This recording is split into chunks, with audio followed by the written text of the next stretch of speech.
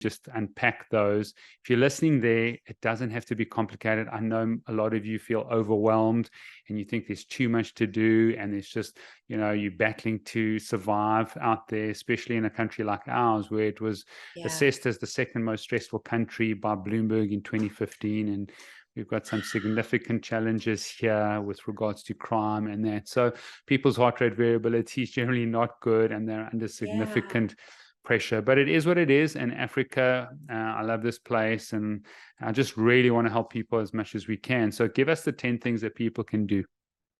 Yes, and I hope you're doing them, by the way. It sounds like you might be. So first, so first I tell people, savor a bowl of blueberries, right? Have some kind of brain healthy fruit. But blueberries are really high in antioxidants, and the evidence shows in the research that eating blueberries or even strawberries can help slow cognitive decline. So it's very easy to do. I also say try to get organic, because when I worked in a laboratory setting studying Parkinson's disease, I used to work with some of these pesticides, and pesticides killed neurons immediately. So if you can afford it, get the blueberries, strawberries, raspberries, get some berries, a little half cup, and have those daily. Number two, I tell people you can savor a square of dark chocolate. So we know that dark chocolate, again, is high in antioxidants, just like the blueberries. And why do we love antioxidants? Because they protect the neurons of the brain. So the more antioxidants you can get, the better. And I know everybody wants to have a little treat. So the dark chocolate, not the milk chocolate or the white chocolate, but the dark chocolate, because that's low in sugar, is a great brain healthy snack. You can just get little squares and put them in your refrigerator, and, have them whenever you like. Um, write with your non-dominant hand. So I tell people you could actually do anything with your non-dominant hand. So, most people tend to be right-handed. So if you're not, you could, try to write anything. I don't care. You could start trying to write your name.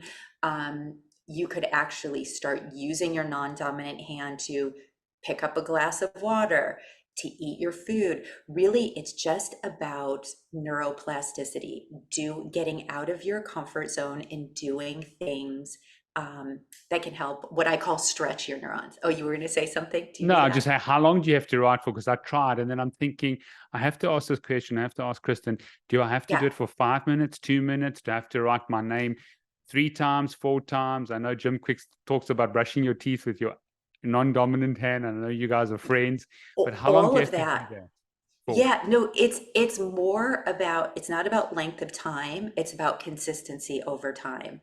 So if every day you try to do something with your non-dominant hand, even if you're on your phone and you're typing, you'll start to find, if you do it and I do it, I'll start picking up my glass with my left hand. I just start automatically doing it. So you're training your brain and sort of the cerebellum in the back of your brain to automate doing things with both sides of your body, right? And I think that's a really smart thing to do. It's like, why don't we expand the capabilities of our brain? And you never know when that's going to come in handy, right? So, You break your right arm and you need to use your left, so yeah. you're going to be ready. But it's actually a really smart brain training game for neuroplasticity. Um, Learn a new word a day. So, I'm big on learning anything new. I mean, you and I, as physicians and scientists, I mean, I read every single day. I get journal articles that come to me, and I belong to all these societies. So it's sort of a continual influx. But Mm. um, I like people to learn new things. And I think learning a new word each day expands your vocabulary. It will expand the way you communicate with other people. And I think you'll learn to love it. So I tell people, Merriam-Webster dictionary, you can just go on their website. They will send you a new word of the day. And it's fascinating. I'm always learning things that I'd Mhm. never heard of before. So Yeah. again, easy, right? Yeah. Everybody can do this. Another one, I say sniff your stress away in the book. So really what that means is utilizing aromatherapy as a way to help calm your mind and lift your mood. Um, so, people underestimate the value of using scent to help improve cognitive function or again balance mood. And because I worked in a psychiatric clinic, this is when I really utilized it. And I'd have, in one day you might see 8 patients, so one every hour, and they were struggling with, schizoaffective disorder, bipolar disorder. And so that's even a lot for me to handle. And so what I would do is I would put in the aromatherapy mister, which I hid behind a plant. I might do bergamot, which is the smell of citrus, which is sort of an uplifting, fresh scent. Or you could do lavender for calming, or just a lemon scent.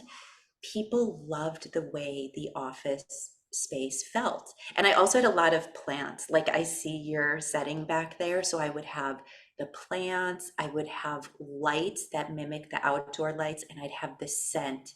And people would always leave my office feeling calm and relaxed. So I learned very quickly this is a very smart strategy. And I will tell you, new research came out of UC Irvine very recently where they were studying participants who were, I believe it was 60 years of age and older, and they wanted to test the efficacy of using scents to improve cognition. And they had people go to sleep and put a mister on for 2 hours because they knew they would do it when they would sleep, maybe not do it during the Mm. day. And there were a combination of scents, but they found that it improved cognitive function in these aging adults. So again, just use that little tip. Mm. Go and look at different aromatherapies, pick one that you like. And peppermint for me is really good if you're going to be, if you're going into a meeting or you want to get a quick brain pick me up, put it on your, whatever, on your wrist and smell it. Or you could put it at the back of your neck near your brain stem, and it'll just wake you up. Mm. So it helps to oxygenate the brain. So sniff your stress away. Another one, practice gratitude daily. So the gratitude piece is so important. It actually helps strengthen networks in the brain that are improved with positivity and focus and happiness. It helps boost your prefrontal cortex because it makes you feel good when you show gratitude. So what I would have people do is every day in your phone, make a little note to yourself of something, exciting that happened in your day. And you can look at that and it'll remind yourself like over time of what to be grateful for, and share that with other people, or share, I'm grateful to have my 2 little dogs here with me today. I'm grateful I could work from home and do this podcast with you. It just it helps to train the mind to be in a more positive, reflective state. And over time, again, as you know, because you work with people, it's the small habits Yeah. that we do daily over time that help change the brain. Next one, I always say, get your exercise in each day. And I put in the book, just go for a brisk walk. I mean, exercise is important. I like everybody to get aerobic activity each day, 30 to 40 minutes if you can. But I have worked with people of all ages. And if I just get you outdoors, power walking, doing your 10,000 steps, right? It boosts blood flow to the heart, it boosts blood flow to the brain.